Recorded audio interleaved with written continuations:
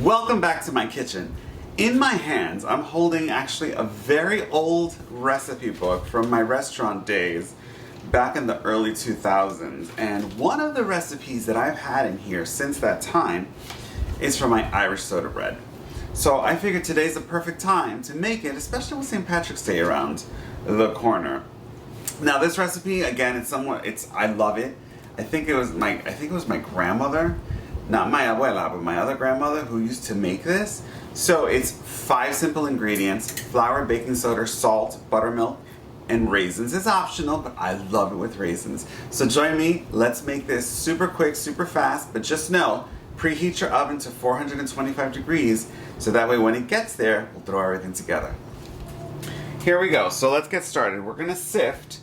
Why do I sift? Sometimes, depending on how old your flour is, you want to make sure that there are no lumps, that there's nothing in there that shouldn't happen. So to this, we're going to add 4 cups of all-purpose flour. There's 1, 2, 3, and 1 more. We'll do 4, and I'm going to keep some on the side because we're going to need some when we knead the bread. So now let's sift that in. We can actually go ahead and add 1 teaspoon of sea salt. So I have Celtic sea salt, just white sea salt. I'm going to put that in. I sort of love, it brings out all the flavor. I'm going to do like 1 1/4 because I just love it. To that, we're going to add 1 teaspoon of baking soda. Whatever baking soda you have. I believe we usually use the Arm & Hammer brand because that's just sort of what I always keep on hand. Alright, let's sift. Now you can just pat the side of the bowl. You can do a combination of things, but this is just super simple. Get it all in there and incorporated. See? Thankfully there's just 1 little lump. Discard that into your sink. So here we go. That's now beautifully sifted. To this, we're going to add 1 1/2 cups of buttermilk. So I have my beautiful measuring cup right here on the side.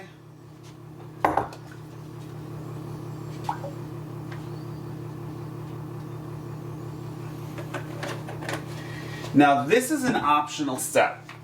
I love adding raisins into my soda bread. You don't have to, you can omit them, but this is where I'm about to put 3 little packets. If you want to measure, it's about, I would say, 3/4 of a cup of raisins. You can use golden, you can use regular raisins, it's entirely up to you. I probably would put more, but I'll eat the whole box by myself because they are delicious. Brooklyn says hello. There we go. We're going to take a spatula now. So just mix those raisins in. And now comes the other part. Take your buttermilk, and we're not going to throw it in all at the same time. We'll start by adding, create a little well in the center. We'll put in about 1 cup's worth. Now why buttermilk? Buttermilk is going to give you this beautiful tanginess. And it is amazing. So let's just start combining. Now, this is not like your traditional breads that have yeast in it. Alright, see, it's coming together. I'm going to add it all in. I can tell just by looking at it. And I'm using a spatula to do this. You don't need to knead this in like a KitchenAid or anything. You want it until it comes together. If your dough does end up, because sometimes what makes the difference is the humidity, the weather, and temperature of where you are. So if this becomes a little sticky still, we can always add flour. If it's too dry, you can always go ahead and add a little more buttermilk. So to this, my hands are clean. My oven has now preheated to 425. So let me just put my hands in here and let's see. I'm going to feel it before we start kneading it, if it needs more buttermilk or more flour. To me, it's not sticky, but we're gonna knead it slightly. And you can do that kneading right in the bowl like I am.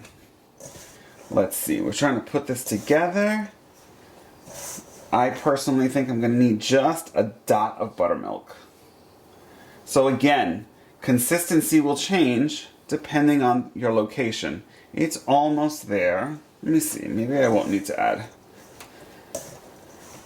Alright, it's gonna need just a little more. And that's okay, but that's the whole point of cooking. You wanna make sure that you have enough of what you need to do. Now that little bit that I'm pouring in is what was left over in our measuring cup. So literally just a splash. You'd be surprised, a little bit goes a very long way. Now let's just go ahead and mix that up. There we go.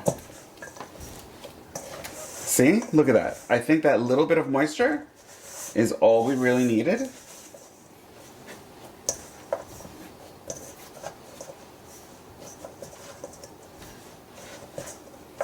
So now the oven is preheated to 425. I'm going to put in my Dutch oven. You can, if you have a Dutch oven, it's great. I just think this one I use specifically just for breads. It's going to go in 30 minutes, and at the 30-minute mark I will take it out and I'll show you what the soda bread is going to look like, because we're going to put it right inside with some parchment paper. It's almost time. So 25 minutes have passed. The Dutch oven is already nice and hot. The oven is there. Here is what the soda bread looks like so far. Of course, we're going to shape it a little better. This is just what it looks like inside the bowl, right? So what are we going to need next? I have a piece of parchment paper. I'm preparing it before I pull out the Dutch oven. And what are we going to do with this piece of parchment paper? Crinkle it up. Make your life easier. You don't have to complicate things. So, now what I'll do is I'm going to put a little bit of flour at the bottom of the parchment. Just a little bit. I'm going to take the soda bread out. Of course, these are clean hands. And then we're going to shape it. So you can tell my Dutch oven is about 8 inches in diameter, right? So I'm going to take a little flour in my hands just to make it easy to handle. And we're sort of flattening it. What you really want is a nice good 8-inch round or oval, depending on the vessel that you're using. And then kind of like an inch and a half in thickness. Remember, this does not have to be perfect, but we're looking for something easy. And then I'm going to take a knife, I'm going to score an X on top. I'll show you what it looks like. I'll take it over to the camera. This is kind of what we're looking for. Now you can do it as a regular, to make it like bread, a little thicker, make it like a bigger loaf. For me personally, this is the shape I like. So now let's get the Dutch oven out of the oven. Please use really good oven mitts, because this is very hot. Alright, out it comes. Of course, you might see some steam come out from here. That's pretty much expected. Be very cautious. This is super, super hot. Put those little edges in. And this is why we use the parchment paper. Up, put it in, and now let me show you my little secret. Grab 2 ice cubes, or 3, because it's going to provide a little steam. Put it on the side. You can already hear it doing its magic. Back into the oven it goes for about 25 to 30 minutes. Then we're going to uncover it and let it cook for about another 10 minutes, and guess what? It'll be done. So let's put it in and I'll see you as soon as it's done. So I left it in there for about 45 minutes in total. I did 30 minutes covered, 15 minutes uncovered. Wait until you see this. Oh my goodness. Alright. Take a look. Hang on. That's why we have these mitts. Look at how gorgeous. It smells heavenly. So now we're going to let this rest for about another 30 minutes. I'll take it out of the pot. And then, as a treat, like I mentioned earlier, here at Marky's in Miami, we can get French butter. I even zoom in, let it autofocus. Yes. Hold on. So European butter just has a higher fat content, and it's so much better than what you find in the States. If you can find this, go right ahead. You could go to Marquis.com. No, it's not sponsored. It's just truly one of my favorite butters of all time. So there you are. Perfect.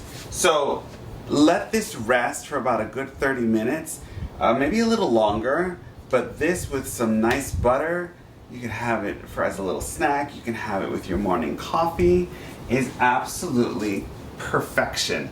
So when you make this, come on, send me an email, let me know how it turned out for you, if there were any hits or misses and things of that nature. And thank you once again for joining Dre in the Kitchen, and I'll see you guys in the next episode.